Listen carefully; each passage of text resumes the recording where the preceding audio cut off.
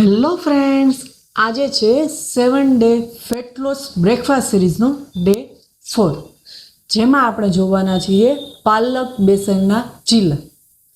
હવે એના માટે શું કરવાનું છે તો કે ચણાના લોટમાં તમારે ઝીણી સમારેલી પાલક છે, ડુંગળી છે, ટામેટાં છે, લીલા મરચાં છે, આદું છે, હળદર છે, મીઠું અને થોડો એવો અજમો ઉમેરવાનો છે અને ખીરું તૈયાર કરી લેવાનું છે.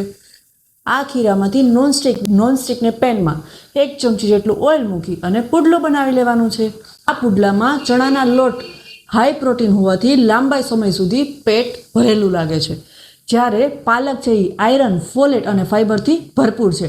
આ બંનેનું કોમ્બિનેશન છે ને એ ફેટ લોસ માટે બેસ્ટ છે.